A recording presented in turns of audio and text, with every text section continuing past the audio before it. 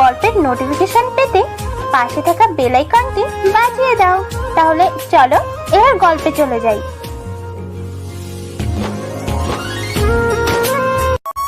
ভার্সিটির ভিতরে যাওয়ার সময় শাহরিয়ার পথ আটকায় দারোয়ান। এই কোথায় যাচ্ছ? ভার্সিটিতে যাচ্ছি। তুমি কি পাগল নাকি? কেন? এই শহরে সবচেয়ে নামি দামি ভার্সিটিতে তোমার পোশাক দেখে তো ভিখারি মনে হচ্ছে। আর তুমি এই ভার্সিটিতে অ্যাডমিশন হলে বা কিভাবে? আমি ছোটলোক বিকারি হতে পারি, কিন্তু আমারও পড়ার অধিকার আছে। আমার পথ ছাড়েন, আমাকে যেতে দিন। না, তোমাকে আমি কিছুতেই ভার্সিটিতে ভেতরে যেতে দিতে পারি না।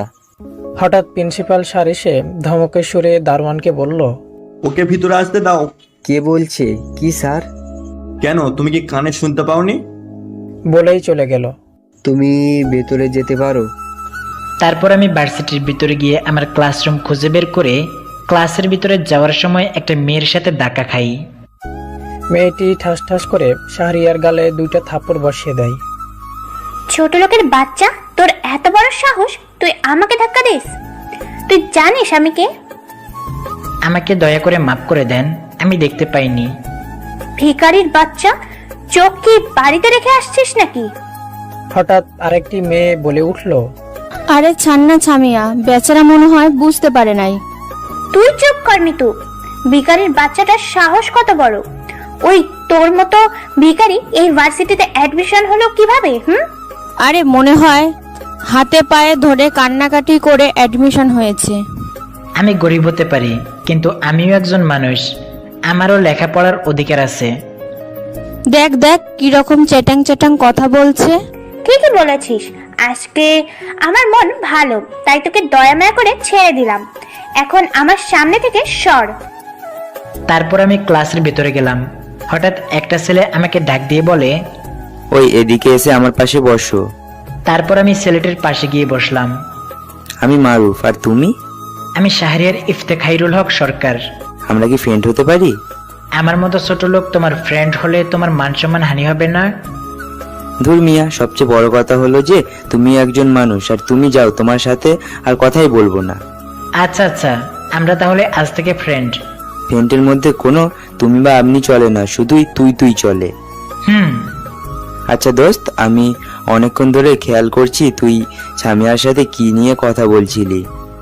আরে আর বলিস না, তারপর সবকিছু বললাম। তোর ভাগ্য ভালো, তুই এখনো বেঁচে আছিস। কেন? তুই জানিস ও কে? সামিয়া হলো এ শহরের এমপির মেয়ে। আর তার চেয়ে বড় কথা হলো, সামিয়া এ শহরের সবচেয়ে বড় মাফিয়া। ওর ভয়ে এ শহরের মানুষ থরথর করে কাঁপে। আশ্চর্যজনক হলেও এটাই সত্যি। কি বলছিস কি? ঠিকই বলছি, আর তুই ওর থেকে একটু দূরে দূরে থাকিস।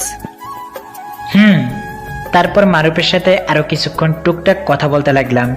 কিছুক্ষণ পরে সামিয়া ও তার দলবল নিয়ে ক্লাসে আসলো, আর তার একটু পর স্যার ক্লাসে আসলো। এই ছেলে, তোমার বাড়ি কোথায়? জি স্যার, আমার বাড়ি গ্রামে। তোমার বাবা কি করে? কৃষিকাজ করে। আমার কথা শুনে মারুফ বাদে সবাই জোরে জোরে হাসতে থাকে। স্যার, এরকম একটা ভিখারির সাথে আমরা ক্লাস কিভাবে করব? সবাই চুপ করো। তারপর স্যার ক্লাস করাতে লাগলো। ক্লাস শেষ করে স্যার চলে গেল। ভার্সিটির ছুটির সময় শাহরিয়া আর মারুফ একসাথে ভার্সিটি থেকে বের হয়ে একটা রাস্তা দিয়ে হাঁটতে লাগলো। এখন তুই কোথায় থাকিস? ওই সামনের একটা বিল্ডিং এ একটা রুম নিয়ে অনেক কষ্ট করে থাকি। ও দোস্ত, আমি যেই বাসায় থাকি সেই বাসায় এসে পড়েছি, তাহলে আমি গেলাম। আচ্ছা যা। তারপর আমি বাসার ভেতরে চলে গেলাম, আর মারুফ তার বাসার উদ্দেশ্যে চলে গেল। পরের দিন শাহরিয়ার ভার্সিটিতে যাওয়ার সময় সামিয়া পিছন থেকে শাহরিয়াকে ডাক দেয়। ডাকলেন কেন? ছোট লোকের বাচ্চা, আমার অনুমতি ছাড়া আমার সামনে দিয়ে কোন সাহসে গেলি? জায়গাটা কি আপনার কেনা নাকি যে আপনার অনুমতি নিয়ে যেতে হবে? তোর এত বড় সাহস, কুত্তার বাচ্চা! আমার মুখে মুখে কথা বলিস? মিতু, তাড়াতাড়ি আমার গাড়ি থেকে মোটা শক্ত লাঠিটা নিয়ে আয়। আজ ওর একদিন কি আমার একদিন। আচ্ছা বলেই লাঠি নিয়ে এসে সামিয়াকে দিল। তারপর সামিয়া শাহরিয়ার পায়ে লাঠি দিয়ে আঘাত করলো, আর শাহরিয়া মাটিতে থুবড়ে ব্যথায় যন্ত্রণায় চিৎকার করতে লাগলো। ভার্সিটির সবাই এদিকে তাকিয়ে আছে।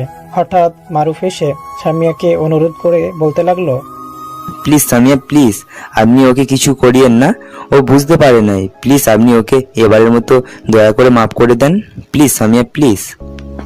চুপচাপ দাঁড়িয়ে থাক, আমার সামনে আসিস না, নইলে তোকেও আজ ওর সাথে সাইজ করব। মারুফ ভয়ে চুপ হয়ে যায়। তারপর সামিয়া যখন দ্বিতীয়বার লাঠি দিয়ে শাহরিয়াকে আঘাত করতে যাবে, ঠিক তখনই একটা মেয়ে এসে ঠাস ঠাস করে সামিয়ার গালে থাপ্পড় বসিয়ে দেয়। ভার্সিটি সবাই অবাক হয়ে গেল। যার ভয়ে শহরের প্রতিটা মানুষ থরথর করে কাঁপে, তাকে একটা মেয়ে এসেই থাপ্পড় লাগিয়ে দিল। দেখ মেঘলা আপু, আমার সামনে থেকে সরে যা। আর কত নিচে নামবি তুই? তোর কি মানুষ বলে মনে হয় না? তুই কতটা নিস এই ভার্সিটিতে আজ অ্যাডমিশন না নিলে আমি জানতাম না। কতটা অমানুষ হয়ে গেছিস তুই। তোকে আমার ছোট বোন ভাবতেও ঘৃণা হয়। তারপর মেঘলা শাহরিয়ার কাছে গিয়ে শাহরিয়াকে ধরে মাটি থেকে তুলল। আমার সাথে ডাক্তারের কাছে চলো। আমি এক দৃষ্টিতে মেঘলার দিকে তাকিয়ে আছি। এত সুন্দর মেয়ে আমি কখনো দেখেছি বলে মনে হয় না। মনে মনে, কি হলো? না কিছু না। আজ তুই আপু জন্য আমার হাত থেকে বেঁচে গেলি। দ্বিতীয়বার আমার হাতে পড়লে সেদিন তোর জীবনের শেষ দিন হবে, মনে রাখিস। তারপর সামিয়া চলে গেল। তুমি ওর কথা কিছু মনে করো না। হুম, এখন তাড়াতাড়ি চলো। আমি গরিব মানুষ, আপনার সাথে যাওয়াটা আমার শোভা পায় না। তুমি গরিব হয়েছো তাতে কি হয়েছে? তুমিও তো একজন মানুষ। কিন্তু দেখো, আমার মাথা কিন্তু অল্পতে গরম হয়ে যায়, তাই কথা না বাড়িয়ে তাড়াতাড়ি আমার সাথে ডাক্তারের কাছে চলো। আচ্ছা। তারপর মেঘলা আমাকে তার গাড়ি করে ডাক্তারের কাছে নিয়ে যায়। চিন্তার কোনো কারণ নেই, পায়ে সামান্য ব্যথা পেয়েছে, কিছু মেডিসিন দিচ্ছি, সেগুলো খেলে ঠিক হয়ে যাবে। সামান্য ব্যথা পাইছি না? আপনি বাড়িটা খাইলে সেখানে পড়ে কান্না করে দিতেন মনে মনে। হে ইয়াং ম্যান, চিন্তার কোনো কারণ নেই, যে মেডিসিনগুলো দিয়েছি সেগুলো খেলেই একদিনই ঠিক হয়ে যাবে। হ্যাঁ। এখন চলো। তারপর হাসপাতাল থেকে বের হলাম। তোমার বাসা কোথায়? আমি তোমাকে পৌঁছে দিচ্ছি। এই একটু দূরে, সমস্যা নেই, আমি যেতে পারবো। তুমি পাগল? এই অবস্থায় কি করে বাসে যাবে? তাড়াতাড়ি গাড়িতে ওঠো, আমি তোমার বাসার সামনে নামিয়ে দিচ্ছি। তারপর আবার মেঘলার দামি গাড়িতে উঠলাম। কিছুক্ষণ পর মেঘলা আমার বাসার সামনে আমাকে নামিয়ে দিয়ে চলে যায়। আমি বাসার ভেতরে গিয়ে সিঁড়ি বেয়ে আমার রুমের ভিতরে গিয়ে দরজা বন্ধ করলাম। তারপর ফ্রেশ হয়ে বিছানায় বসে ভাবতে লাগলাম, আজকাল মানুষ সামান্যতম ক্ষমতা নিয়ে কত যে অহংকার করে। কি বা দরকার ক্ষমতার অপব্যবহার করা? ভালো কাজে লাগালেই তো হয়।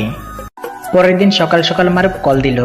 আমি কল রিসিভ করার সঙ্গে সঙ্গে মারুফ বলতে লাগলো, কে বন্ধু, ভাবি পাইয়া কি আমারে ভুলে গেছস? ধর, তুইও না কি আবল তাবল বলছিস। কেন রে, মেঘলা ভাবিকে কি পছন্দ হয় নাই? ধর, আমার মতো ভিখারির আবার পছন্দ আছে নাকি? তারপর কল কেটে দিলাম। তারপর বাসা থেকে নেমে কিছু খাওয়ার জন্য যখন একটা হোটেলের ভিতরে যাব, তখনই আমার দুচোখের দৃষ্টি পড়ে হোটেলের পাশে থাকা ভিখারির ওপর। মনে হচ্ছে অনেকদিন ধরে কিছু খাই নাই, কিন্তু আমার কাছে যা টাকা আছে সব আমারই খেতে চলে যাবে। এমনিতেই অনেক ক্ষুধা লাগছে। যাই হোক, আমি তো হয়তো একদিন না খেয়ে আছি, আর উনি হয়তো অনেকদিন ধরে না খেয়ে আছে। যাই হোক, তারপর আমি আমার কাছে যত টাকা ছিল সব ভিখারিটাকে দিয়ে ভার্সিটিতে চলে আসলাম। ভার্সিটিতে এসে মারুফের সাথে একটা গাছের নিচে বসে বসে আড্ডা দিতে লাগলাম। কিছুক্ষণ পর সামিয়া ও তার দলবল নিয়ে ভার্সিটিতে আসে। ভার্সিটির সকল ছাত্রছাত্রী ভয়ে থরথর করে কাঁপতে থাকে, কখন কাকে কি করে বসে। তারপর আমার দিকে কিছুক্ষণ রাগী দৃষ্টিতে তাকিয়ে চলে যায়। একটু পর মেঘলা ভার্সিটিতে আসে, আর এসেই আমার কাছে এসে বলতে লাগলো, এখন কেমন আছো? জি, আগের তুলনায় অনেকটাই ভালো আছি। সকালে কিছু খেয়েছো? খেয়েছি। কি খেয়েছো? গরিবরা যা খায় আর কি। মিথ্যা কথা কেন বলছো? তুমি কিচ্ছু খাওনি। কই, খাইছি তো, মিথ্যা বললাম? দেখো, আমি কিন্তু সবটা দেখেছি, তাই আমার কাছে অন্তত মিথ্যা বলে কোনো লাভ নেই। চলো আমার সাথে। কোথায়? ওই তোরা আসতে বলছি, আসবি, এত কথা বলছ কেন? আরে যা না সাহরিয়ার। তারপর বাধ্য হয়ে মেঘলার গাড়িতে উঠলাম। আর মেঘলা ড্রাইভ করছে। কিছুক্ষণ পর একটা বড় রেস্টুরেন্টে গাড়ি থামায়। তারপর মেঘলার সাথে রেস্টুরেন্টের ভেতরে গেলাম। কি খাবি? আপনার ইচ্ছা। মেঘলা তারপর অনেকগুলো দামি দামি খাবার অর্ডার দিল। কিছুক্ষণ পর ওয়েটার খাবার দিয়ে গেল। কি হলো, খাচ্ছ না কেন? এমনিতেই পেটে প্রচুর খিদা, তাই আর না করতে পারলাম না। তারপর খাওয়া শুরু করে দিলাম। আর মেঘলা আমার দিকে এক দৃষ্টিতে তাকিয়ে আছে। আমার খাওয়া শেষ হলে মেঘলা বিলটা দিয়ে আমাকে তার গাড়ি করে ভার্সিটিতে নিয়ে আসলো। তারপর আমি আর মেঘলা একসাথে কথা বলতে বলতে ক্লাসে গেলাম। আমাদের একসাথে দেখে সামিয়ার রাগে ফুঁসছে। তারপর আমি মারুপের পাশে গিয়ে বসলাম, আর মেঘলা তার সিটে গিয়ে বসলো। তোদেরকে হেব্বি মানিয়েছে। কাদের? আরে তোর আর মেঘলা ভাবির কথা বলছি। তোর মুখে কোনোদিন ভালো কথা আসে না? দোস্ত, আমার মনে হয় তোকে মেঘলার পছন্দ হয়েছে। আমার মতো গরিব রে মেঘলার মতো বড়লোক এমপির মেয়ে পছন্দ করবে? হাসাইলি রে, হাসাইলি। আরে প্রেম ভালোবাসায় আবার ধনী গরিব আছে নাকি? কিছুক্ষণ পর স্যার ক্লাসে আসলো আর ক্লাস করাতে লাগলো। এভাবে একের পর এক ক্লাস শেষ হয়। ভার্সিটির ছুটির সময় মেঘলা পেছন থেকে ডাক দেয়। এই শোনো, জি বলেন। তোমার নাম্বারটা দাও তো। কেন? কেন মানে দিতে বলছি দিতে। 0191042। ঠিক আছে যাও। একটা কথা বলবো? কি বলো? আপনি সব সময় রাগ দেখিয়ে কথা বলেন কেন? মেঘলা চোখ বড় বড় করে তাকিয়ে শাহরিয়ার দিকে আস্তে আস্তে এগোতে লাগে। মেঘলা আস্তে আস্তে রাগী মোড় নিয়ে আমার সামনে আসে। আমাকে আবার মারধর করবে নাকি? তোমার সাথে রাগ দেখে কথা বলতে আমার ভালো লাগে তাই। মেঘলা তার বাড়িতে নিয়ে চলে যায়। যাক, বাসা গেল। তারপর আমিও আমার বাসায় চলে গেলাম। এইভাবে আস্তে আস্তে আমার আর মেঘলার সম্পর্ক ঘনিষ্ঠ হতে থাকে। একদিন ভার্সিটিতে বসে আমি আর মেঘলা হেসে হেসে কথা বলছি, আর হঠাৎ করে কোথা থেকে যেন সামিয়া এসেই ঠাস ঠাস করে আমার গালে দুটো থাপ্পড় বসিয়ে দেয়। ওই কুত্তার বাচ্চা, শালা ছোট লোকের বাচ্চা, অনেকদিন ধরে দেখতেছি তুই একটু বেশি আপুর সাথে মেলামেশা করছিস। মেঘলা ঠাস ঠাস করে স্বামীর গালে দুটো থাপ্পড় বসিয়ে দেয়। তুই কোন শাশুড়ির গায়ে হাত তুললি? আপু, তুই এই লোকটার জন্য আমাকে মারলি? হ্যাঁ, আমি ওর সাথে কথা বললে তোর কি? তোর এত জলে কেন? আমার জন্য আপনাদের ঝগড়া সৃষ্টি হয়েছে, আমি চলে যাচ্ছি। এই দাঁড়াও, এক পা বাড়াইছো তো তোমার পা ভেঙে দেব। ভয়ে চুপচাপ দাঁড়িয়ে থাকলাম। তোকে যেন ওর আশেপাশে না দেখি সামিরা। সামিয়া রাগ দেখিয়ে সেখান থেকে চলে যায়। আমার জন্য কেন আপনার বোনের সাথে ঝগড়া করলেন? কেন, তুমি কি সত্যি কিছু বোঝো না? কি? কিছু না, এখন ক্লাসে চলো। হ্যাঁ চলো। তারপর ক্লাসে চলে গেলাম। ভার্সিটির ছুটির পর আমি আর মারুপ রাস্তা দিয়ে হেঁটে হেঁটে যাচ্ছি। একটা কথা বলবো? আরে বেটা, তাড়াতাড়ি বল। আমি যখন চোখের পাতা বন্ধ করি তখনই শুধু মেঘলার মায়াভরা মুখটা আমার চোখের সামনে ভেসে ওঠে। সবসময় মেঘলার কথা মাথার মধ্যে ঘুরপাক খায়। আমি বুঝতে পারছি না কিন্তু কেন। আরে ভাই, তুই তো মেঘলার প্রেমে পইরা গেছোস। কি বলছিস কি? ঠিকই বলছি। একটা কাজ কর, কালকে তুই মেঘলাকে প্রপোজ করবি। ঠিক আছে, প্রপোজ করার পর যা হবে দেখা যাবে। তারপর আমি আমার বাসায় চলে গেলাম, আর মারুক তার বাড়ির উদ্দেশ্যে চলে গেল। পরের দিন ভার্সিটিতে আমি একটা গাছের নিচে বসে বসে শুধু মেঘলার কথাই ভাবছি। হঠাৎ মেঘলা এসে বলতে লাগলো, কি ভাবছো বসে বসে? কই কিছু না তো। কিছু তো একটু ভাবছো, বলো কি ভাবছো? একটা কথা বলবো? হ্যাঁ বলো। তারপর আমি মেঘলার সামনে হাঁটু গেড়ে বসে পড়ি। আমি আসমানের পরি কখনো দেখিনি, কিন্তু জমিনের পরীর চেয়ে সুন্দর কাউকে দেখেছি। সেটা হলে তুমি। তোমাকে যখন আমি প্রথম দেখেছি তখন থেকেই আমি তোমাকে যত্ন করে রেখেছি আমার মনে। বলে বোঝাতে পারবো না কতটুকু ভালোবাসি, কিন্তু ভালোবাসার জন্য নিজের জীবনটাও দিতে রাজি। ভালোবাসি তোমায়। বলেই দিলাম এক দৌড়ে ভার্সিটি থেকে সোজা বাসে চলে আসলাম। তারপর এক সপ্তাহ আর ভার্সিটিতে যাইনি। এই এক সপ্তাহ মেঘলা অনেকবার কল দিলেও রিসিভ করিনি। আজ এক সপ্তাহ পর ভার্সিটি যাচ্ছে, জানি না ভাগ্যে কি আছে। ভার্সিটিতে আমাকে দেখতে পেয়ে মেঘলা টেনে টেনে জোর করে তার গাড়িতে উঠিয়ে মেঘলা ড্রাইভ করতে থাকে। মেঘলার দিকে তাকিয়ে ভালো করে খেয়াল করে দেখলাম চোখের নিচে কালো দাগ পড়ে গেছে, অনেকটাই শুকিয়ে গেছে। মনে হচ্ছে ঠিকমতো খাওয়া দাওয়া করে নাই হয়তো। কিন্তু আমাকে কোথায় নিয়ে যাচ্ছে, মেরে ফেলবে নাকি? এই, কোথায় নিয়ে যাচ্ছ? কিন্তু মেঘলা কিছুই বলল না। কিছুক্ষণ পর একটা নির্জন জায়গায় গাড়ি থামিয়ে আমাকে গাড়ি থেকে টেনে নামিয়ে মেঘলা ঠাস ঠাস করে শাহরিয়ার গালে থাপ্পড় বসিয়ে দেয়। থাপ্পড়টা খুব জোরেই লেগেছে। ওই, মারলে কেন গালে হাত দিয়ে? এক সপ্তাহ কেন ভার্সিটিতে আসিস নাই? তোকে কত কল দিছি, রিসিভ করিস না কেন? তোর জন্য কত চিন্তা ছিলাম আমি। তোর যদি কিছু হয়ে যেত তাহলে আমি কি নিয়ে বাঁচতাম? মানে? ওই দিন দৌড় দিয়ে চলে গেলি কেন? যদি আমাকে মারধর করতেন তাই ভয়ে দৌড় দিয়েছিলাম। ভয় পাস তাহলে প্রপোজ করলি কেন? তোমায় ভালোবাসি তাই। সেদিন আমার কথাগুলো শুনে যেতি তাহলে আজ তোকে থাপ্পড়গুলো শুধু শুধু খেতে হতো না। আমিও ভালোবাসি। কাকে? তোমাকে। সত্যি? হ্যাঁ। তার থেকে শাহরিয়ার আর মেঘলার প্রেম খুব ভালোভাবে চলতে থাকে। একদিন শাহরিয়ার ভার্সিটিতে গিয়ে একটা গাছের নিচে বসে মেঘলার জন্য অপেক্ষা করতে থাকে। কিছুক্ষণ পর সামিয়া শাহরিয়ার কাছে এসে বলল, এই, তোর গ্রামে বাড়িতে কে কে আছে? হঠাৎ সামিয়ার মুখে এমন প্রশ্ন শুনে চমকে যায় শাহরিয়ার, আর কাপা কাপা গলায় বলল, কেন? তোকে বলতে বলছি, চুপচাপ বলবি। শুধু আমার বাবা মা। ও ভালো। আর এখন থেকে তুই সব সময় আমার সামনে সামনে থাকবি, অর্থাৎ সব সময় আমার চোখের সামনে থাকবি। হঠাৎ মেঘলা এসে বলল, কে কার চোখের সামনে থাকবে? মেঘলা, তুমি এসেছো? আর এখন তুমি এখান থেকে একটু যাও। কেন? যেতে বলছি, যাও।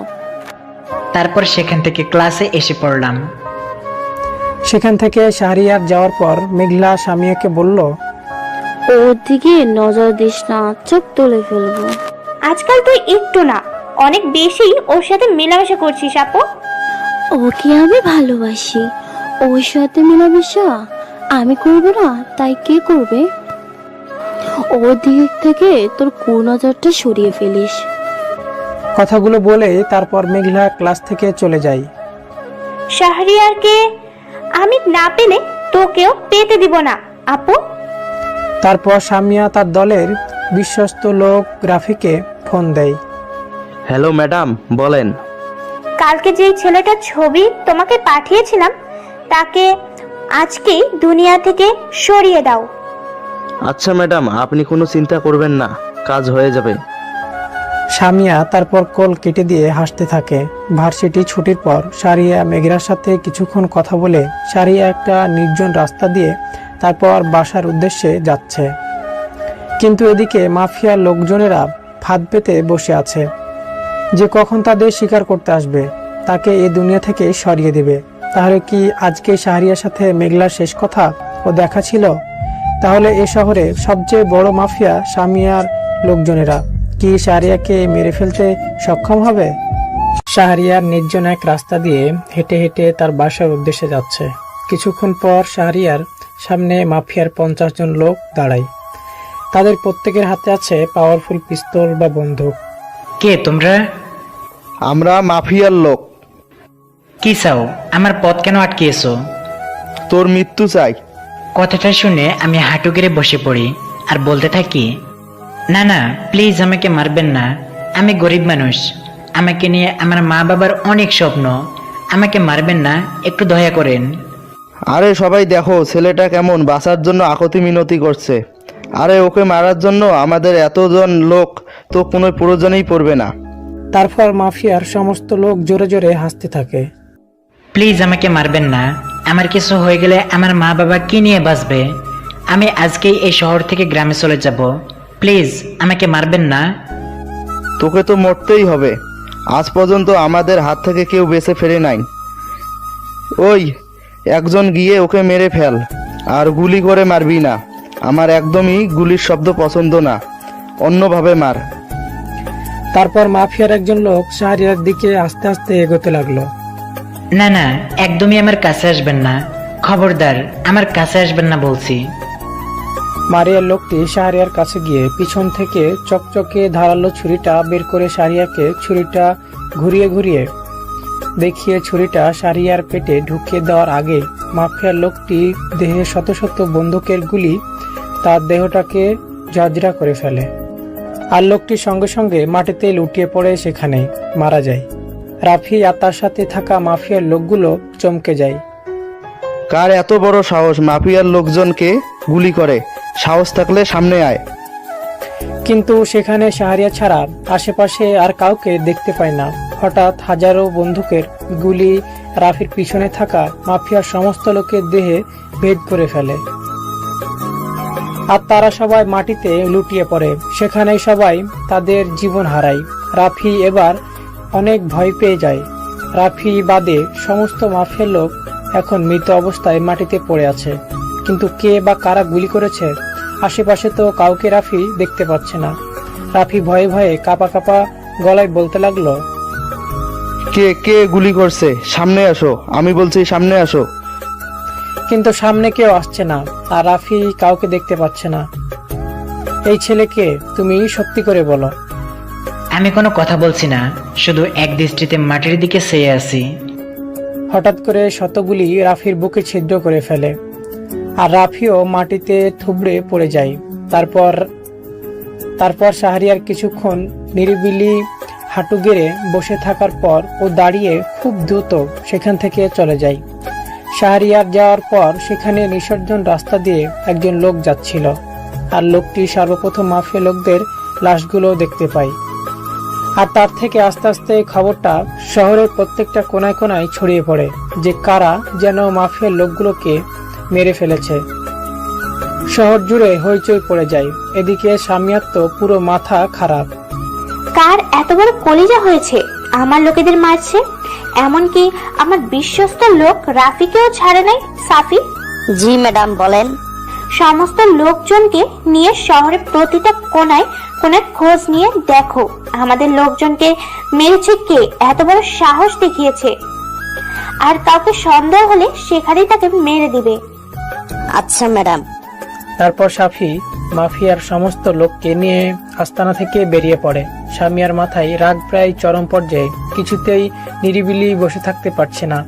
রাতে খুব অস্বাভাবিকভাবে শাহরিয়ার মেঘলার সাথে কিছুক্ষণ কথা বলে ঘুমিয়ে পড়েন। পরের দিন শাহরিয়া ভার্সিটিতে গিয়ে দেখে সবার মুখেই শুধু একই কথা, শাহরিয়ার অনেকগুলো লোক কারা যেন মেরে ফেলেছে। কিছুক্ষণ পর মারুফ এসে শাহরিয়াকে বলতে লাগলো, কিরে দোস্ত, খবর শুনছিস?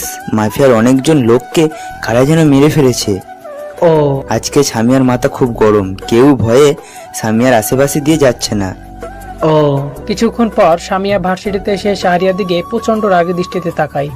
মরার তো শাহরিয়ারের কথা ছিল, কিন্তু আমার লোকেরা কেন মরল? কে বা কারা মারছে মনে মনে। তারপর সামিয়া ক্লাসরুম থেকে চলে যায়। দোস্ত, খেয়াল করছিস সামিয়ার তোর দিকে কেমন রাগী দৃষ্টিতে তাকিয়ে আছে? একটু পর ভার্সিটিতে একটা কালো রঙের গাড়ি এসে থামে আর গাড়ি থেকে মেঘলা নেমে এসে শাহরিয়ার কাছে গিয়ে বলতে লাগলো, এখন থেকে তুমি সবসময় আমার চোখের সামনে থাকবে। এখন থেকে প্রতিদিন আমি তোমার ভার্সিটিতে নিয়ে আসবো, আর ভার্সিটির ছুটি হলে তোমাকে তোমার বাসায় পৌঁছে দেবো। কিন্তু কেন? সেটা তোমার না জানলেও চলবে। এখন চুপচাপ ক্লাসে চলো। তারপর ক্লাসে চলে গেলাম। ভার্সিটি ছুটির পর মেঘলা আমাকে তার গাড়ি করে আমার বাসায় পৌঁছে দিয়ে চলে যায়। এদিকে শহরের সমস্ত জায়গায় খুঁজে কোনো প্রমাণ মিলল না মাফিয়ার লোকজনেরা। তাহলে কি মাফিয়ার এতগুলো লোকেরা মৃত্যুর রহস্যই থাকবে? পরের দিন মেঘলা শাহরিয়ার বাসার সামনে গিয়ে অপেক্ষা করতে থাকে।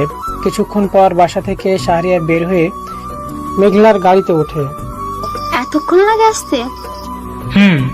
তারপর মেঘলা গাড়ি ড্রাইভ করতে থাকে আর বলতে লাগলো, কালকে ভার্সিটির অনেক বড় একটা অনুষ্ঠানের আয়োজন করা হবে। কিসের জন্য? দেশের টপ বিজনেসম্যান আসবে। তুমি কি তাকে কখনো দেখেছো? দেখি নাই, কিন্তু ওনার নাম সব মানুষের অন্তরে রয়েছে। উনি সব মানুষের বিভিন্ন বিপদে সব সময় পাশে থাকে। অনেক বড় মনের মানুষ তিনি কোনোদিন অহংকার করেন নাই। তিনি মানুষের ঘরে ঘরে গিয়ে মানুষকে বিভিন্ন ধরনের সাহায্য করেছেন। ওনার বয়স কম হলেও কাজ করেন অনেক বড়। ওনার ব্যাপারে যা বলবো সব কম হয়ে যাবে। ওনার মতো মহান মানুষকে দেখার আমার খুব ইচ্ছে। ও, তারপর মেঘলা ভার্সিটিতে এসে গাড়ি থামায়। গাড়ি থেকে শাহরিয়ার নেমে দেখে আজকে থেকে অনুষ্ঠানের আয়োজন করা হচ্ছে। আজকে আর ক্লাস হবে না, চলো কোথা থেকে ঘুরে আসি। হ্যাঁ চলো। তারপর আবার গাড়িতে উঠলাম। তারপর গাড়ি দিয়ে বিভিন্ন জায়গায় ঘুরে বেড়িয়ে মেঘলা আমাকে আমার বাসায় পৌঁছে দিয়ে চলে যায়। পরের দিন মেঘলা এসে শাহরিয়াকে গাড়ি করে ভার্সিটিতে নিয়ে যায়। গাড়ি থেকে নেমে দেখি কি সুন্দর করে সাজিয়েছে। ওই স্টেজে চলো, এখানে আমার সাথে থাকবে। না না, এ হয় না। আমার মতো ছোট লোক স্টেজের সবার সামনে তোমার পাশে দাঁড়িয়ে থাকলে সবাই কি বলবে? যে যাই বলুক, তুমি আমার সাথে থাকবে ব্যাস। না প্লিজ, আমি থাকতে পারবো না। তাহলে বিয়ের পরেও কি আমার থেকে দূরে দূরে থাকবে? আরে না, আমার একটা জরুরি কাজ মনে পড়েছে, আমাকে যেতে হবে। কোনো বাহানা চলবে না, তোমাকে আমার সাথে থাকতেই হবে। না প্লিজ প্লিজ, আমার সত্যি একটা কাজ আছে, আমাকে যেতে দাও। একটু পর আবার আসবো, তোমাকে একটা সারপ্রাইজ দিব। এত করে বলছো যখন, তাহলে যাও, আর তাড়াতাড়ি আসবে কিন্তু। তারপর মেঘলা স্টেজে চলে যায় আর শাহরিয়া ওইখান থেকে চলে যায়। শাহরিয়া যাওয়ার কিছুক্ষণ পর দেশের সফল ও টপ বিজনেসম্যান গাড়ি আসে আর তার পিছনে আসা গার্ডরা তাড়াতাড়ি যার যার গাড়ি থেকে নেমে পুরো ভার্সিটি ঘিরে ফেলে। তারপর দেশের সফল ও টপ বিজনেসম্যান তার গাড়ির দরজা খুলে তার ডান পা মাটিতে রাখে। ভার্সিটির আয়োজিত অনুষ্ঠানে ভার্সিটির সকল ছাত্রছাত্রী, স্যার ম্যাডাম সহ শহরের সব মানুষ গভীর আগ্রহে আছে তাকে দেখার জন্য। এই শাড়িয়াটা এখনো আসছে না কেন? তারপর দেশের সফল ও টপ বিজনেসম্যান গাড়ি থেকে নেমে আর তাকে দেখে সামিয়া কি বলবে তার মুখের ভাষায় হারিয়ে ফেলেছে। আর মেঘলা তো পায়ের নিচ থেকে মাটি সরে গেছে। সে আর কেউ না, সে হলো শাহরিয়া। তার মানে শাড়িয়া দেশের সফল টপ বিজনেসম্যান, তাহলে এটাই তার সারপ্রাইজ ছিল? তাই তো বলি, আমার লোককে মারার সাহস কার হবে? শাহরিয়াকে দেখে অনেকেই চমকে যায়। ওরে ওরে, আমি গর্ব করে সবাইকে বলতে পারবো দেশের সকল টপ বিজনেসম্যান আমার বন্ধু। তারপর শাহরিয়া আস্তে আস্তে হেঁটে হেঁটে স্টেজের দিকে যাচ্ছে আর সবাই এক দৃষ্টিতে তাকিয়ে আছে। তারপর শাহরিয়া স্টেজে উঠে বলতে লাগলো, আমাকে হয়তো এই ভার্সিটিতে সবাই চেনেন, ছোট লোক ভিখারি বলে জানেন। কি আমাকে সবাই চিনতে পারছেন তো? আমি একজন মনের মতো মানুষ খুঁজছিলাম, যে কিনা আমার টাকা পয়সাকে নয়, ভালোবাসবে শুধু আমাকে। আমি আমার মনের মানুষ পেয়েও গেছি। আজ আমি তার বাসায় বিয়ের প্রস্তাব নিয়ে যাব। তারপর আরো অনেক কথা বলে অনুষ্ঠান থেকে চলে যায়। অনুষ্ঠান শেষে সামিয়া তার আস্তানায় গিয়ে তার সমস্ত লোককে তৈরি থাকতে বলে, কারণ সামিয়া জানে যে শাহরিয়া তার বাসায় আসবে। শাহরিয়াকে মারা এত সহজ হবে না, তাই সামিয়া অন্য শহরে বড় মাফিয়া মুনির খানের সাহায্য নেয়। তোকে নিয়ে আমার মনের মধ্যে ভালো লাগা সৃষ্টি হয়েছিল শাহরিয়ার, কিন্তু তুই আমার যখন হবি না, তাই তোকে আর কারো হতেও দিব না। সন্ধ্যার পরে সামিয়া আর মনির খান প্রায় 300 লোককে নিয়ে রাস্তার মাঝখানে দাঁড়িয়ে আছে। ওদের একটাই লক্ষ্য, শাহরিয়াকে পৃথিবী থেকে সরিয়ে দেওয়া। কিছুক্ষণ পর শাহরিয়ার মেঘলাদের বাড়ির উদ্দেশ্যে রওনা দিল। মাঝ রাস্তায় এসে দেখে মাফিয়ার লোকজন দেয়াল হয়ে দাঁড়িয়ে আছে আর তাদের সামনে সামিয়া ও মুনির খান দাঁড়িয়ে আছে। অতএব শাহরিয়ার মাঝ রাস্তায় গাড়ি থামালো। মুনির খান বলতে লাগলো, কার এত বড় সাহস হয়েছে মাফিয়ার লোকদের মারে? সাহস থাকলে গাড়ি থেকে বেরিয়ে আস, তোর কত বড় কলি যাস সেটা আমি দেখবো। কুত্তার মতো মারবো তোকে, গাড়ি থেকে বেরিয়ে আস শালা। এই কথাগুলা বলার সাথে সাথে শাহরিয়ার গাড়ির পিছনে তাদের থেকেও প্রচুর শক্তিশালী মাফিয়ার হাজার হাজার ছেলেপিলে এসে দাঁড়ায়। তাদের প্রত্যেকের হাতেই মেশিন গান। এসব দেখে সামিয়া ও মুনির খান আর তাদের সাথে থাকা সব লোকজন ভয় পেয়ে যায়। এবার শাহরিয়ার গাড়ি থেকে নেমে এসে সবার সামনে আসে। শাহরিয়াকে দেখে মুনির খান শাহরিয়ার ভাই বলে দৌড়ে এসে শাহরিয়ার পায়ে পড়ে যায় আর বলতে লাগলো, বিশ্বাস করেন শাহরিয়ার ভাই, আমি জানতাম না এটা আপনি। শাহরিয়ার ভাই, আমাকে মাফ করে দেন প্লিজ, দয়া করে এবারের মতো মাফ করে দেন বলেই পা ধরে কান্না করতে থাকে। মনির খানের এরূপ আচরণ দেখে সামিয়া চমকে ওঠে। কি করছেন কি আপনি? ওর পা ধরে কেন কান্না করছেন? আরে তুই কার সাথে পাঙ্গা নিচ্ছস? উনি চাইলে আমাদের মতো মাফিয়াকে 5 মিনিটের মতো কবর দিতে পারে। উনি হলো সমস্ত মাফিয়ার কিং, শাহরিয়ার ইফতেখারুল হক সরকার। মনির খানের কথা শুনে সামিয়া হাঁটু গেড়ে বসে পড়ে, আর সামিয়ার সমস্ত লোক তাদের হাত থেকে অস্ত্র ফেলে দিয়ে হাঁটু পেরে বসে পড়ে। তাহলে এই সেই সমস্ত মাফিয়ার কিং যাকে 5 বছর ধরে খুঁজছি, কিন্তু সে আজ নিজে থেকেই সবার সামনে প্রকাশিত হলো।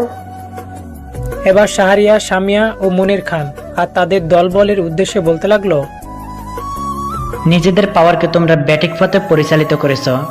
সামান্যতম পাওয়ার নিয়ে কতই না তোমাদের বাহাদুরি, কতই না তোমাদের অহংকার। নিজেদের সংশোধন করো, না হলে পরবর্তীতে সংশোধন করার আর সময় পাবে না। কথাগুলো বলে শাহরিয়া তার গাড়ি করে মেঘলাদের বাসার উদ্দেশ্যে যেতে লাগলো। আর শাহরিয়া পিছনে থাকা মাফিয়ার হাজারো ছেলেপিলে শাহরিয়ার গাড়িতে পিছন পিছন যেতে লাগলো। শাহরিয়ার মেঘলাদের বাসায় এসে মেঘলাদের মা বাবার সাথে কথা বলে বিয়ের দিন তারিখ ঠিক করে চলে যায়। শাহরিয়ার মা বাবা আসতে চাইলেও শাহরিয়া আসতে নিষেধ করে, একেবারে বিয়ে করে বউ নিয়ে যাবে, এটাই শাহরিয়া তার মা বাবাকে বলেছে। আস্তে আস্তে বিয়ের দিন এসে পড়ে। অবশেষে ধুমধাম করে মেঘলা আর শাহরিয়ার বিয়ে হয়ে যায়। তারপর শাহরিয়া সব থেকে দামি গাড়ি করে মেঘলাকে শাহরিয়ার বাসার উদ্দেশ্যে নিয়ে যেতে লাগলো। শাহরিয়ার গাড়ির পিছনে অনেকগুলো গাড়ি। শাহরিয়ার গার্ডরা শাহরিয়ার গাড়ির পিছনে পিছনে যেতে থাকে। একটা কথা বলার ছিল যেটা এখনো তুমি জানো না।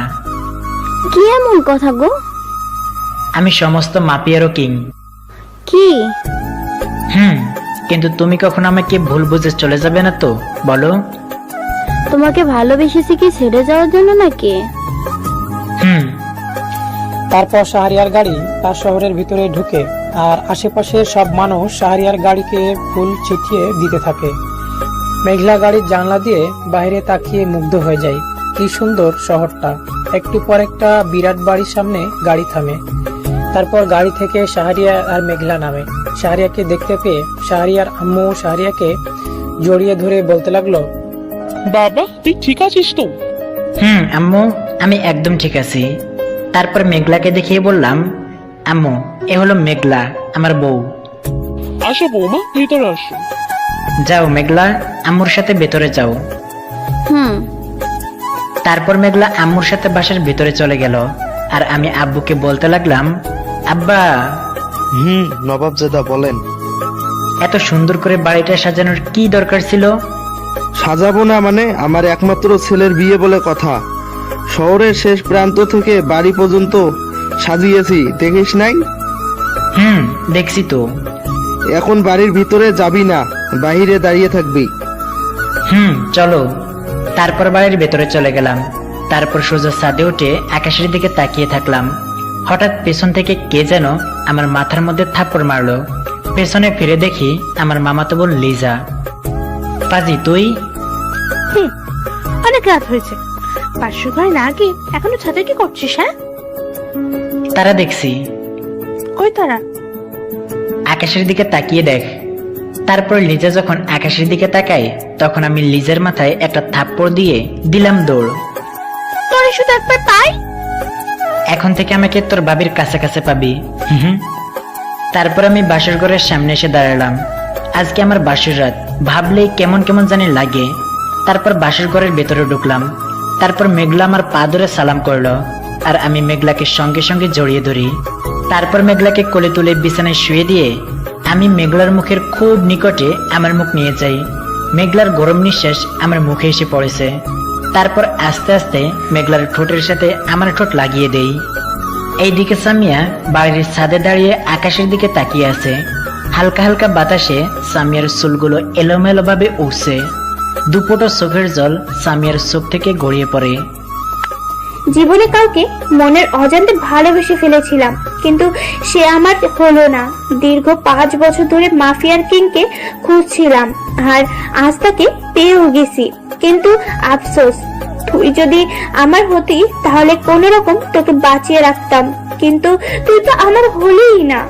তোকে বাঁচিয়ে রেখেও আমার কোনো লাভ হবে না, বরং ক্ষতিই হবে। তারপর সামিয়া আরাফাত ভাইকে ফোন দেয়। হ্যাঁ সামিয়া বলো। সমস্ত মাফিয়ারও কিংকে খুঁজে পেয়ে গেছি। কি সত্যি? হুম। আমি জানতাম একমাত্র তুমি ওকে খুঁজে বের করতে পারবে, তাই তো তোমাকে এই কাজে নিয়োজিত করেছি। হ্যাঁ, সে আর কেউ না, সে হলো আমার বড় বোনের জামাই। কি? তাহলে ওকে মারতে খুব সহজ হবে। হুম।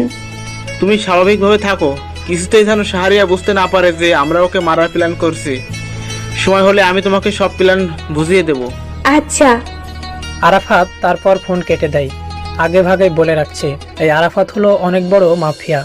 মাফিয়া হওয়ার পর থেকেই আরাফাত শাহরিয়াকে মারার জন্য উড়ে পড়ে লেগেছে, কারণ দেশের রাজত্ব হলে শাহরিয়াকে তার পথ থেকে সরাতেই হবে। পরের দিন সকালে শাহরিয়ার মেঘলা আর তার বাবা মা একসাথে খাওয়া দাওয়া করেছে। মেঘলাকে শাহরিয়ার আম্মু খাইয়ে দিচ্ছে। খাওয়া দাওয়া শেষ হলে শাহরিয়া আর মেঘলা তাদের রুমে চলে যায়। বিকেলে শাহরিয়া মেঘলাকে নিয়ে ঘুরতে বের হয়। তোমাদের শহরটা তো খুব সুন্দর। তারপর মেঘলাকে নিয়ে শহরে বিভিন্ন জায়গায় ঘুরে বেড়ায়। এসে এভাবে শাহরিয়া ও মেঘলার হাসি খুশিতে একটা বছর কেটে যায়। এই এক বছরে প্রায় সময়ই সামিয়া শাহরিয়াদের বাসায় বেড়াতে আসতো, আর বিভিন্নভাবে সামিয়া তার সমস্ত ভুলার জন্য শাহরিয়ার কাছে মাপ চাইতো, আর এক সময় মাপও পেয়ে যায়। এখন শাহরিয়ার সামনে সামিয়া খুব বিশ্বাসের পাত্রী হয়ে ওঠে। একদিন মেঘলা মাথা ঘুরিয়ে পড়ে যায়, আর শাহরিয়া মেঘলাকে নিয়ে কোলে উঠিয়ে তার রুমে গিয়ে বিছানায় শুইয়ে দেয়, আর ডাক্তারকে ফোন করে বাসায় আসতে বলে। কি হয়েছে বাবা? আমার মেঘলা মায়ের কি হয়েছে? আমিও বুঝতে পারছি না, হঠাৎ মাথা ঘুরিয়ে পড়ে যায়। আমি ডাক্তারকে ফোন করে আসতে বলছি। কিছুক্ষণ পর একজন মহিলা ডাক্তার এসে মেঘলাকে পরীক্ষা করে বলেন, আগে মিষ্টি নিয়ে আসেন, উনি মা হতে চলেছে। কি সত্যি? ইয়ে হুররে, আমি বাবা হতে চলেছি। তারপর ডাক্তার চলে যায়। তুই এইখানেই মেঘলার পাশে থাক, আর গিয়ে শহরের সব মানুষকে মিষ্টি খাওয়ানোর ব্যবস্থা করছি। বলে শাহরিয়া রুম থেকে চলে গেল। কিছুক্ষণ পর মেঘলার জ্ঞান ফিরলে মেঘলা শাহরিয়াকে বলতে লাগলো, কি হয়েছিল আমার? আমি মেঘলার কপালে একটা চুমু দিয়ে মেঘলার কানে কানে বললাম, তুমি মা হতে চলেছ। কি সত্যি? আজ থেকে তুমি ঘরের কোনো কাজ করতে পারবে না, শুধু রেস্টে থাকবে, কেমন? খবর শুনে সামিয়া শাহরিয়ার বাসায় এসে শাহরিয়াকে দেখতে পেয়ে বলতে লাগলো, দুলা ভাই। আরে আরে, পেট নিয়ে এসে পড়েছে যে। আপনার সাথে আর কথা বলবো না, আপনি আবার আমাকে পেতনি বলেছেন। আচ্ছা আচ্ছা, আর বলবো না। আপু কই? উপরের ঘরে আছে। তারপর উপরের রুমে গিয়ে মেঘলাকে দেখতে পেয়ে জড়িয়ে ধরে বলল, আপু আপু, আমার লক্ষ্মী আপু মা হতে চলেছে। হইছে এখন ছাড়। তারপর বিকেলে শাহরিয়ার মেঘলাকে আর সামিয়াকে নিয়ে ঘুরতে যায়। ঘুরে বেড়ানোর পরে আবার বাসায় এসে পড়ে। এভাবে আস্তে আস্তে মেঘলার বাচ্চা হওয়ার দিন এসে পড়ে। মেঘলাকে অপারেশন থিয়েটারে নিয়ে যাওয়া হচ্ছে। মেঘলা শাহরিয়ার হাতে চেপে ধরে বলতে লাগলো, আমার যদি কিছু হয়ে যায় তাহলে তুমি আরেকটা বিয়ে করে ফেলিও। কি বলছো এসব? তোমার কিছুই হবে না, তুমি আমার প্রথম এবং শেষ ভালোবাসা।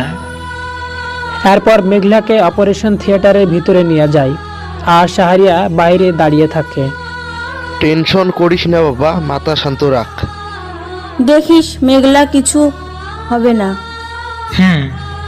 এদিকে সামিয়া বাইরে গিয়ে আরাফাতের সাথে ফোনে কথা বলতে লাগলো। এখনই উপযুক্ত সময় শাহরিয়াকে মারার। তুমি কি পাগল হয়ে গেছো? কেন? তুমি ভুলে যেও না, তুমি এখন শাহরিয়ার শহরে আছো। ওর শহরে ওকে মারতে গেলে আমরাই ধ্বংস হয়ে যাব। তাই যে করেই হোক ওর শহর থেকে দূরে নিয়ে আসতে হবে। কিন্তু কিভাবে? শাহরিয়ার শহরের বাহিরে একটা নদী আছে, নদীর পাড়ে তুমি চলে এসো। ওখানে আমার লোক আছে, ওখানে এসে তুমি শাহরিয়ারকে ফোন করে বলবে আমাকে কেউ ওরা ধরে নিয়ে আসছে, বাঁচাও বাঁচাও, ওরা মেরে ফেলবে। এটা বললেই খেলা শুরু। বলেই ফোন কেটে দেয়। তারপর সামিয়া আরাফাতের বলা সেই জায়গায় চলে গিয়ে শাহরিয়াকে ফোন করে শাহরিয়ার ফোন রিসিভ করার সঙ্গে সঙ্গে বলতে লাগলো, তুমি কোথায় চলে গেছো সামিয়া? দুলা ভাই বাঁচান আমাকে। কান্না জড়িত কণ্ঠে। কি কি হয়েছে তোমার? কোথায় তুমি? আমাকে বাঁচান, কিছু লোক আমাকে শহরের বাইরে নদীর পাড়ে ধরে নিয়ে এসেছে। ওরা আমার সর্বনাশ করে ফেলবে, বাঁচান আমাকে। দুলাভাই প্লিজ বাঁচান, বলেই ফোন কেটে দেয়। Hello hello Samia. তারপর আর দেরি না করে হাসপাতাল থেকে বেরিয়ে চলে আসলাম। এ কি, তুই কোথায় যাচ্ছিস? আব্বু এমনিতেই হার্টের রোগী, সত্যিটা বললে হয়তো চিন্তা করবে, তাই মিথ্যা বললাম। আব্বু জরুরি একটা কাজ আছে, তাড়াতাড়ি আমাকে যেতে হবে। কি, এ সময় আবার তোর কি কাজ? তারপর আর কোনো কথার জবাব না দিয়ে সোজা গাড়ি নিয়ে সামিয়ার বলা জায়গায় চলে গেলাম। গাড়ি থেকে নেমে দেখি অনেকগুলো লোক সামিয়াকে বেঁধে রেখেছে। তোদের এত বড় সাহস হয়েছে, বলেই দৌড়ে গিয়ে একজনকে মেরে মাটিতে শুয়ে দেই। তারপর আমি সামিয়ার হাতের বাঁধন খুলে দেই। তারপর আরো কয়েকজন লোক শাহরিয়াকে মারতে এলে শাহরিয়া তাদের এক একটাকে ধরতে ধরতে মারতে থাকে। শাহরিয়ার সাথে কিছুতেই লোকগুলো পেরেই উঠছে না দেখে এবার সামিয়া নিজেই পিছন থেকে শাহরিয়ার পিঠে ছুরি ঢুকিয়ে দেয়। শাহরিয়া আহ আহ বলে চিৎকার দিয়ে যখন পিছে তাকায় তখন দেখে সামিয়া তার পিঠে ছুরি ঢুকিয়ে দিয়েছে। তো তুমি? হ্যাঁ আমি, তোকে মারার জন্যই আমাকে নিয়োজিত করা হয়েছে, আর আজ শেষ পর্যন্ত দিনটা এসেই গেল। তারপর সামিয়া আরাফাতকে ফোন করে বলতে লাগলো, আরাফাত ভাই আপনার পথ ক্লিয়ার, বলেই ফোনটা কেটে দিয়ে হাসতে থাকে। আরাফাত সামিয়া ধোকা দিলি তুই, সামিয়া ছাড়বো না। তারপর শাহরিয়া সামিয়ার দিকে এগোতে লাগলো। সামিয়া শাহরিয়ার বুকে লাথি মারে আর শাহরিয়া মাটিতে থুবড়ে পড়ে রক্ত মাটিতে লাল হয়ে গেছে। শাহরিয়ার চোখে আস্তে আস্তে বন্ধ হয়ে যায়। আর এদিকে শাহরিয়ার সন্তান মেঘলার গর্ভে থেকে পৃথিবীতে আসে। এখন কি হবে? আরাফাত কি শাহরিয়ার সবকিছু দখল করে মাফিয়া কিং হতে পারবে নাকি পারবে না? তারপর সামিয়া ওখান থেকে চলে গেল। আস্তে আস্তে সমস্ত লোক চলে গেল। হঠাৎ আকাশ থেকে টপ টপ ফোঁটা পানি শাহরিয়ার দেহে পড়তে শুরু করলো। এদিকে হাসপাতালে শাহরিয়ার আব্বু আম্মু শাহরিয়ার জন্য অনেক টেনশনে আছে। এখানে শাহরিয়ার কেন আসছে না? কিছুক্ষণ পর ডাক্তার অপারেশন থিয়েটার থেকে বের হলে শাহরিয়ার আম্মু বলতে লাগলো, ডক্টর ডক্টর মেঘলা আর বেবি ঠিক আছে তো? দুজনেই ঠিক আছে। তারপর শাহরিয়ার আব্বু আম্মু ভিতরে গিয়ে দেখতে পেল মেঘলার ছেলে হয়েছে। তারপর শাহরিয়ার আম্মু মেঘলার ছেলেকে কোলে নিল। কিছুক্ষণ পর মেঘলার জ্ঞান ফিরলে শাহরিয়ারকে দেখতে না পেয়ে বলতে লাগলো, আম্মু শাহরিয়া কোথায়?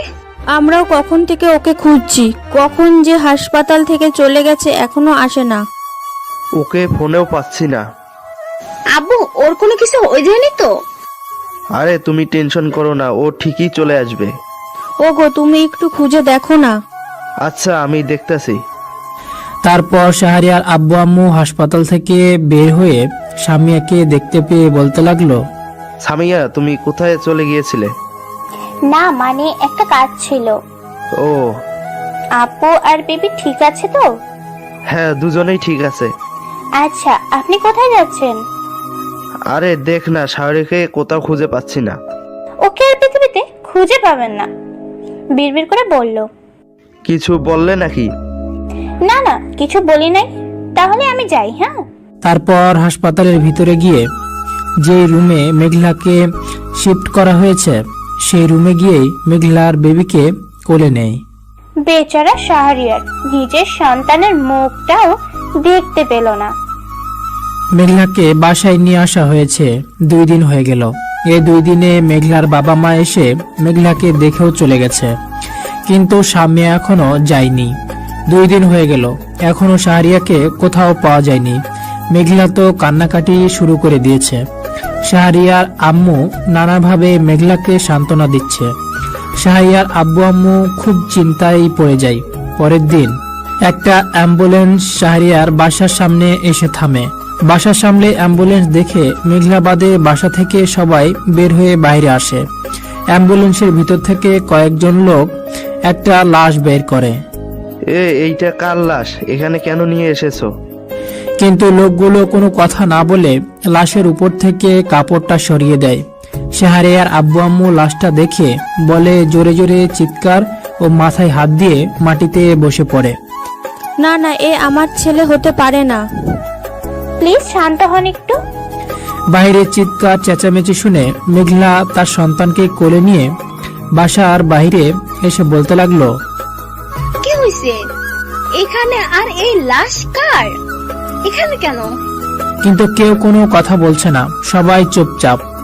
তারপর মেঘলা লাশের দিকে আস্তে আস্তে গিয়ে বলতে লাগলো, আম্মু, এই লাশটা কার?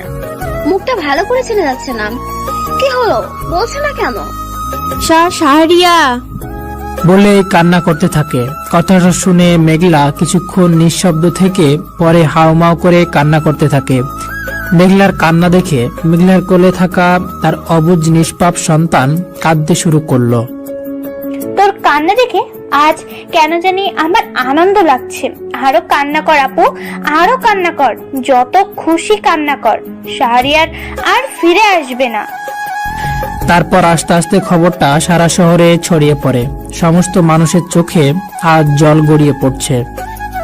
যে মানুষটা সবসময় মানুষের বিভিন্ন বিপদে পাশে থাকতো, যে মানুষটার জন্য মানুষ আজ শান্তিতে বসবাস করছে, সেই মানুষটা আর বেঁচে নেই। শাহরিয়ার মৃত্যু নিয়ে দেশে হইচই সৃষ্টি হয়ে গেছে। কারো চোখ থেকে জল পড়ছে, আবার কারো মুখ থেকে বের হচ্ছে হাসি। শাহরিয়াকে কবর দিয়ে শাহরিয়ার বাবা বাসায় এসে কান্না করে দেয়। আর মেঘলাকে তো কিছুতেই সামলানো যাচ্ছে না। মেঘলা কিছুতেই শাহরিয়ার মৃত্যু মেনে নিতে পারছে না। আজ 15 দিন হয়ে গেল শাহরিয়ার মৃত্যু হয়েছে। দিনে দিনে শাহরিয়ার ব্যবসা ধ্বংসের দিকে যেতে শুরু করলো। শাহরিয়ার ছাড়া মাফিয়ার সব ছেলেপুলেগুলো ভেঙে পড়েছে। আর আরাফাত তার দলবল নিয়ে শাহরিয়ার লোকজনকে মারতে শুরু করে দিল। শাহরিয়ার নাম আরাফাত দেশ থেকেই স্থায়ী মুছে ফেলতে চায়।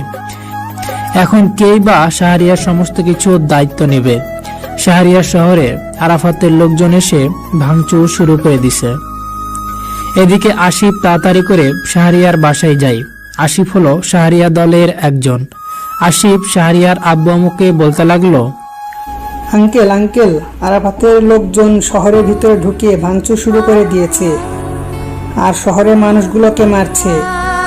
অনেক মানুষকে তো মারতে মারতে মেরেই ফেলেছে। পুলিশ ও আরাফাতের ভয়ে কিছু করতে পারছে না। তোমরা কিছু করো। শাহরিয়ারের মৃত্যুতে মাফিয়ার সমস্ত লোক ভেঙে পড়েছে, আর এই সুযোগেই অন্য মাফিয়া আক্রমণ করেছে। ইতিমধ্যে আমাদের অনেক লোককেই মেরে ফেলেছে।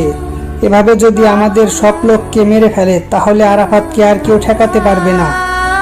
তারপর দেশে হত্যা, মারামারি ও বিভিন্ন ধরনের খারাপ কাজ শুরু করে দিবে, যা যতদিন শাহরিয়ার থাকতে করতে পারে নাই। জানি না এখন কি হতে চলেছে। হঠাৎ মেঘলা তার রুম থেকে এসে বলতে লাগলো, আমি শাহরিয়ার সমস্ত কিছু দায়িত্ব নিতে চাই। কি বলছো কি তুমি? তুমি কি পাগল হয়ে গেছো নাকি? শাহরিয়ার একটা ইচ্ছে ছিল, ওই এই দেশটাকে সবসময় শান্তিমুক্ত রাখতে চায়। কিন্তু আমি কি করে ওর এই ইচ্ছেটা অপূর্ণ রাখি? আপু, তুই কি পাগল হয়েছিস? তুই চুপ করে থাক, কথা বলিস না।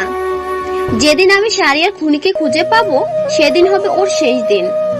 তারপর মেঘলা তার সন্তানকে শাহরিয়ার আম্মুর কাছে দিয়ে আবার রুমে গিয়ে শাহরিয়ার বন্দুকটা নিয়ে এসে বলতে লাগলো, আমাকে শাহরিয়ার আস্তানে নিয়ে চলো আসিফ।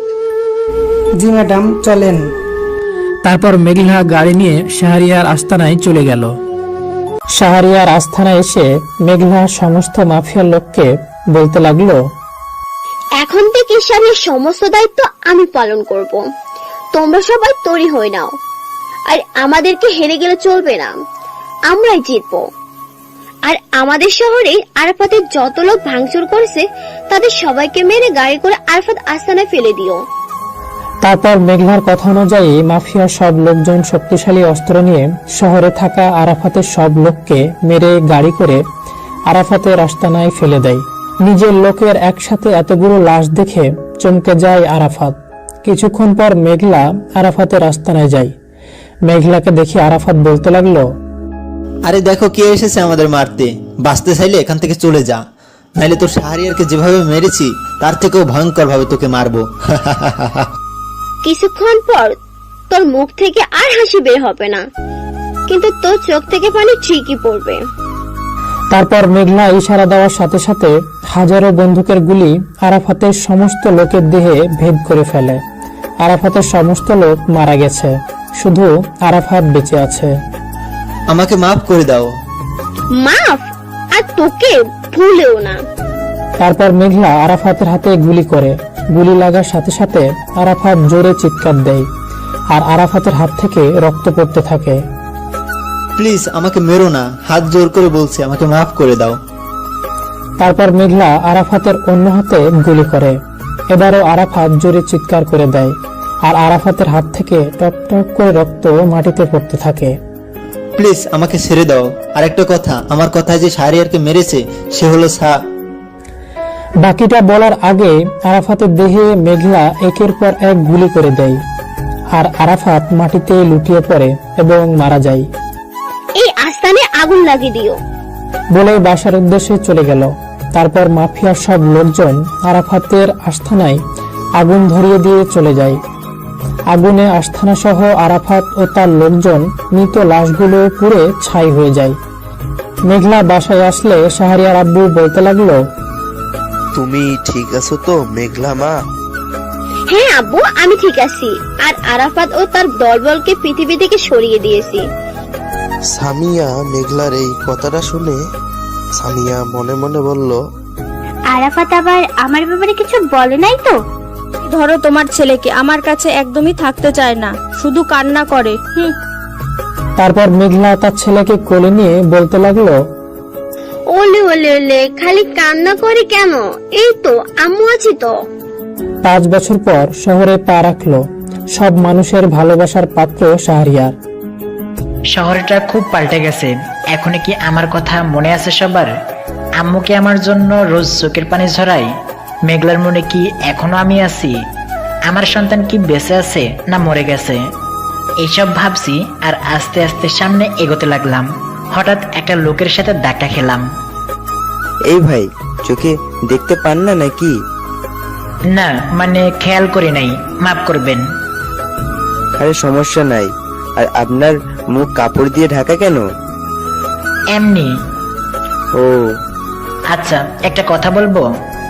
হ্যাঁ বলেন। আচ্ছা, এই শাহরিয়ারটা কে? কি বলছেন কি আপনি? শাহরিয়ারকে চেনেন না? না, মানে আমি এ শহরের নতুন। শাহরিয়ার হলো এ শহরের মানুষের চোখের মণি। শাহরিয়ারকে সবাই এক নামে চেনে। অনেক বড় মনের মানুষ তিনি। সে মারা গেছে, কিন্তু এখনো শাহরিয়ারের নাম মানুষের অন্তরে অন্তরে রয়েছে। আচ্ছা, ওর লাশটাকে আপনি দেখেছিলেন? হ্যাঁ দেখছি, কিন্তু আমি কিছুতেই বিশ্বাস করতে পারছি না যে ওইটাই শাহরিয়ারের লাশ ছিল। কারণ লাশটির দেহে শাহরিয়ারের ব্যবহৃত সমস্ত জিনিস পাওয়া গেলেও কিন্তু মুখটা কিছুতেই চেনা যাচ্ছিল না। আর কিছু বলতে পারবো না, আমার একটা কাজ আছে, দেরি হয়ে যাচ্ছে। তারপর লোকটি চলে যায়। তার মানে এখনো সবার আমার কথা মনে আছে। আস্তে আস্তে সামনে এগিয়ে দেখলাম অনেক মানুষজন লাইন ধরে দাঁড়িয়ে আছে।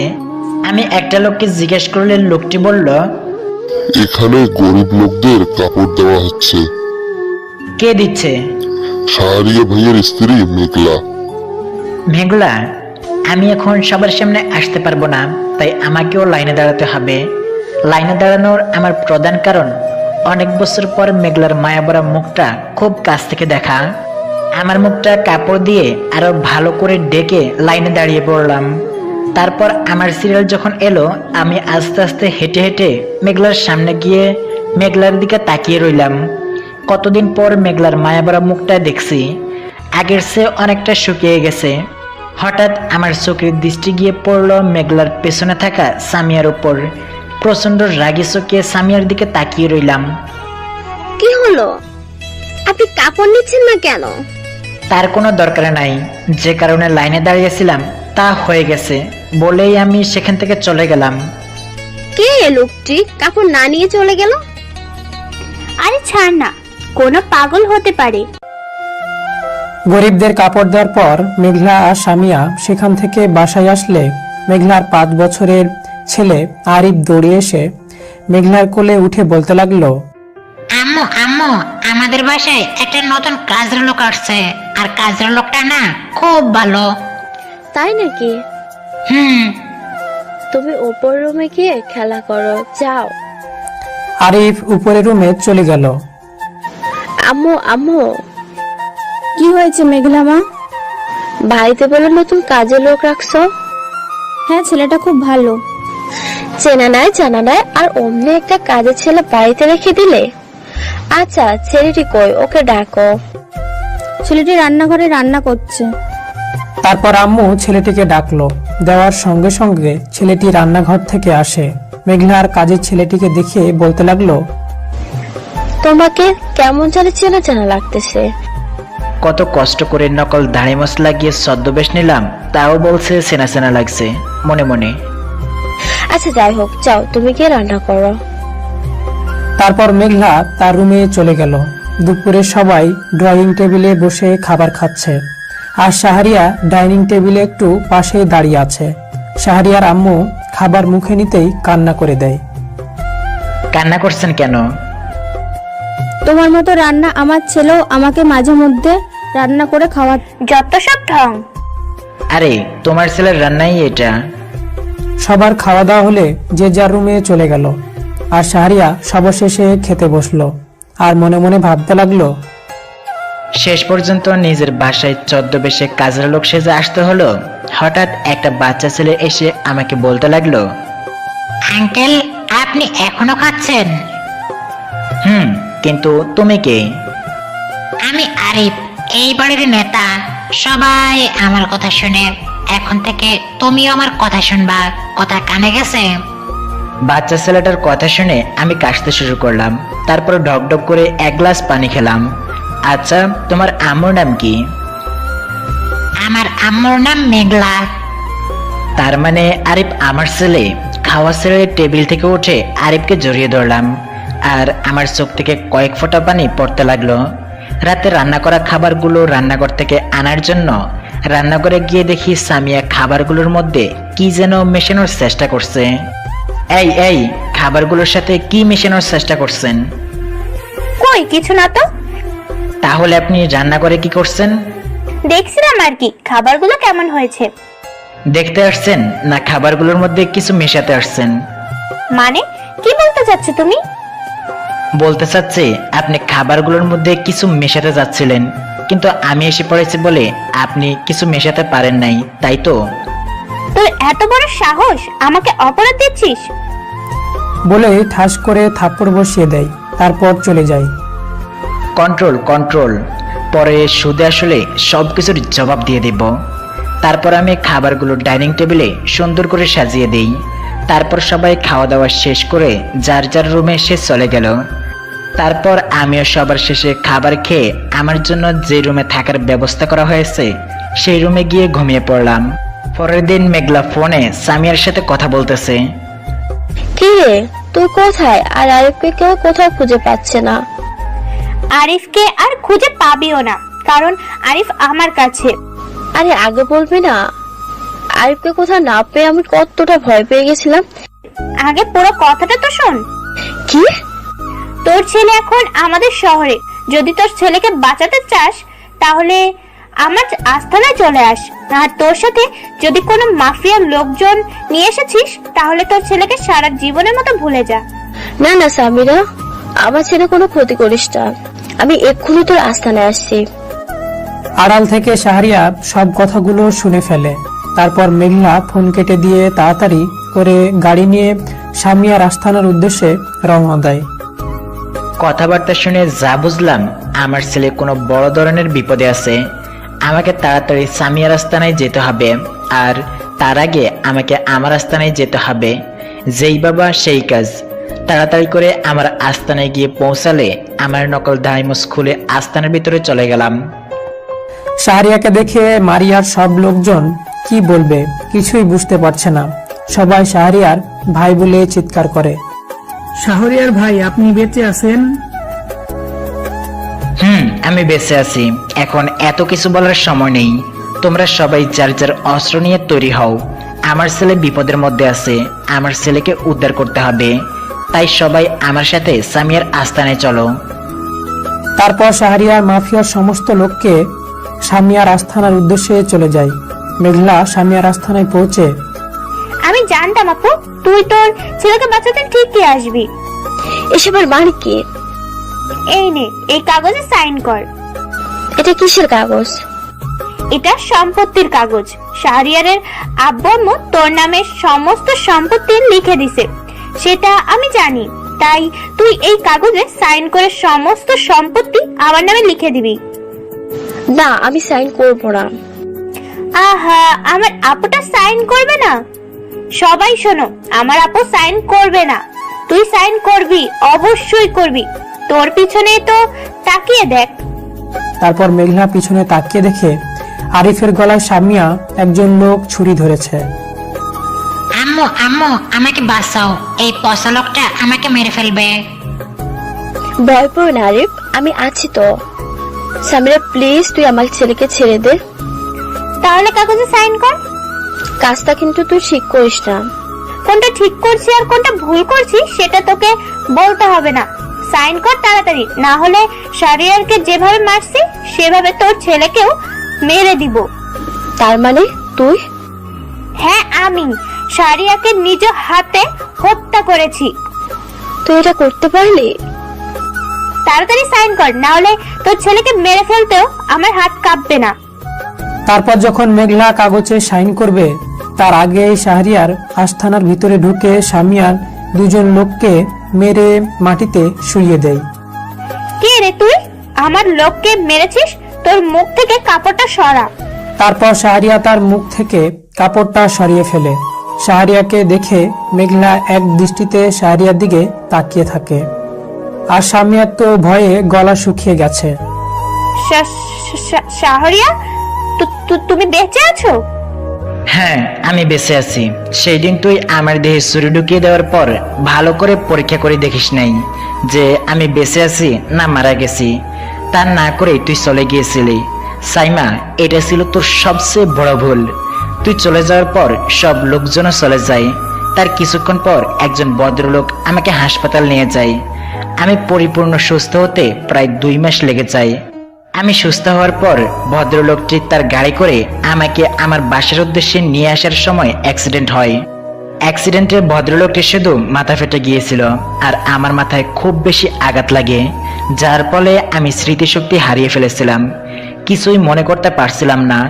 তারপর লোকটি আমাকে অনেক বড় বড় হাসপাতালে চিকিৎসা করিয়েছিল, কিন্তু তাও কোনো লাভ হয় নাই। তাই ভদ্রলোকটি আমাকে চিকিৎসার জন্য দেশের বাইরে নিয়ে যায়, আর আমার সুস্থ হতে হতে অনেক বছর কেটে যায়। আমি তো বেঁচে আছি, কিন্তু তুই এইবার বাঁচবি না। তারপর যে লোকটি আরিফের গলায় ছুরি ধরে দাঁড়িয়ে আছে, শাহরিয়া সেই লোকটিকে মাথায় গুলি করে এবং লোকটি মাটিতে থুবড়ে পড়ে মারা যায়। আর আরিফ দৌড়িয়ে এসে মেঘলার কাছে যায়। কিছুক্ষণ পর শাহরিয়ার সমস্ত লোক আস্থানার ভিতরে এসে সামিয়ার সব লোককে মেরে ফেলে। তারপর শাহরিয়া আস্তে আস্তে সামিয়ার কাছে গিয়ে ঠাস ঠাস করে সামিয়ার গালে থাপ্পড় বসিয়ে দেয়।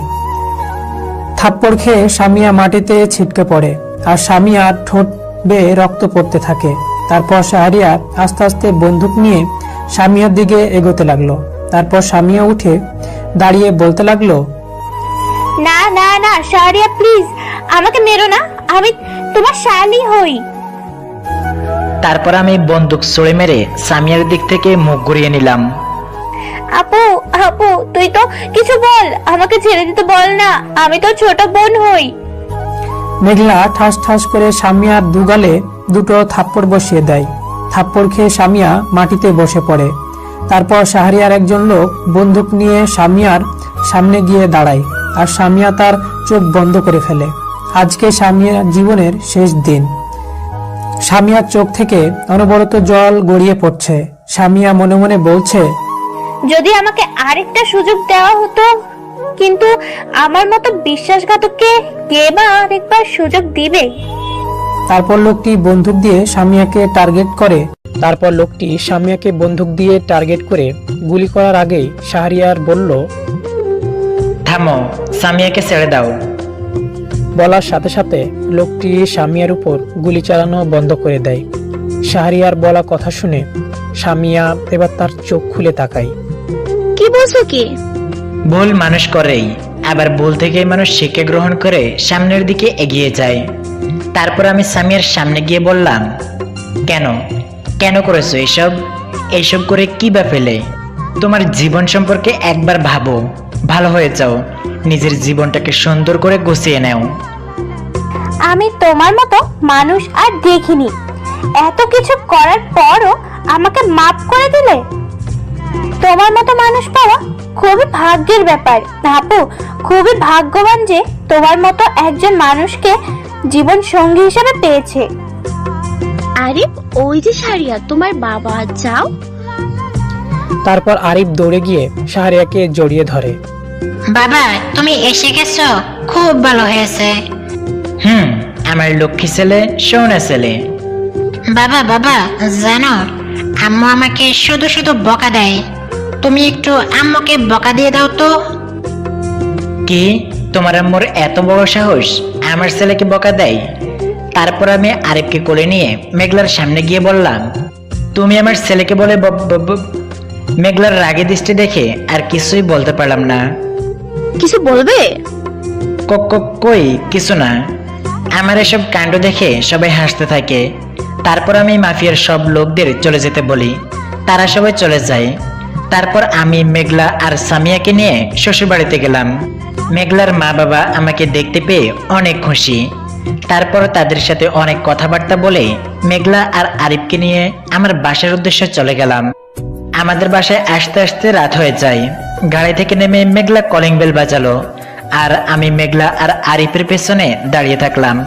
কিছুক্ষণ পর আম্মু দরজা খুলে দিয়ে মেঘলাকে বলতে লাগলো, মেঘলার মা, তোমরা কোথায় চলে গিয়েছিলে? আর তোমাদের পেছনে দাঁড়িয়ে থাকা ছেলেটি কে? তারপর আমি আম্মুর দিকে ঘুরে তাকাই। আম্মু আমাকে দেখতে পেয়ে সোজা জড়িয়ে ধরে কান্না করে দেয়। তুই বেঁচে আছিস বাবা? এতদিন কোথায় ছিলি? তোর জন্য আমি প্রতিটা দিন আমার চোখে পানি ফেলেছি। আম্মু আম্মু আমি ফিরে এসেছি তো, এখন আর কান্না করো না। আয় বাবা, তাড়াতাড়ি ভেতরে আয়। তারপর বাসার ভেতরে গিয়ে দেখি আব্বু সোফায় বসে চা খাচ্ছে আর টিভি দেখছে। আমাকে দেখে আব্বুর চায়ের কাপ হাত থেকে পড়ে যায়, আর বসা থেকে উঠে আমাকে জড়িয়ে ধরে কান্না করে দেয়। বাবা তুই বেঁচে আছিস? জানিস তুই ছাড়া আমরা কত কষ্টে ছিলাম। এখন আমি এসে গেছি তো বাবা, আর কান্না করো না। রাতে খাবার টেবিলে বসে শাহরিয়ার দেখে কত রকমের খাবার সাজিয়ে রাখা হয়েছে। আম্মু কষ্ট করে এত রান্না করার কি দরকার ছিল? আরে আমি রান্না করি নাই তো, সব খাবার মেঘলা রান্না করেছে। কি আগে বলবা না? দাও দাও, তাড়াতাড়ি খাবারগুলো বেড়ে দাও। কতদিন পর বউয়ের হাতের রান্না খাবো।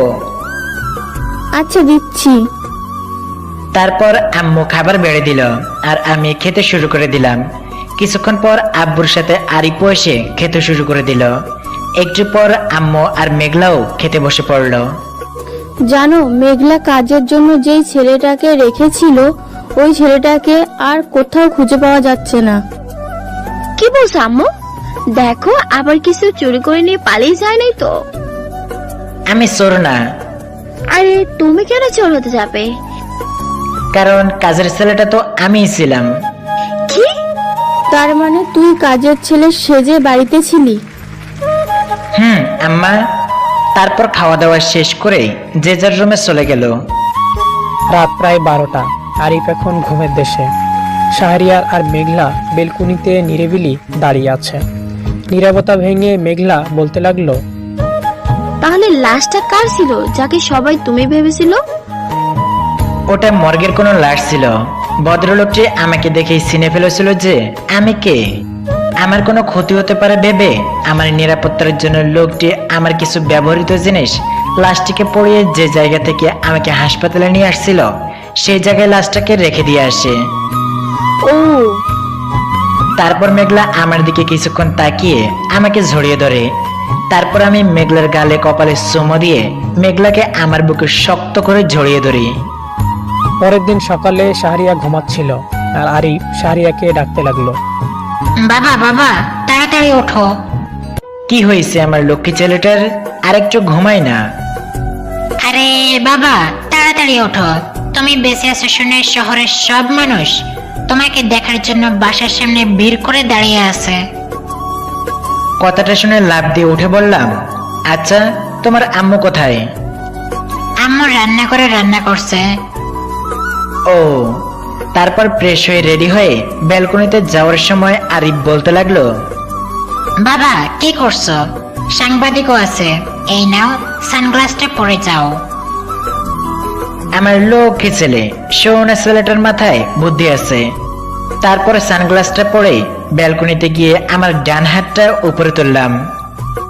বেলকুনিতে শাহরিয়াকে দেখতে পেয়ে শহরের সব মানুষ খুশিতে হইচই শুরু করে দেয়। আজ শহরের প্রতিটা মানুষের মুখেই হাসি, কেউ কেউ তো খুশিতে কান্না করে দিছে।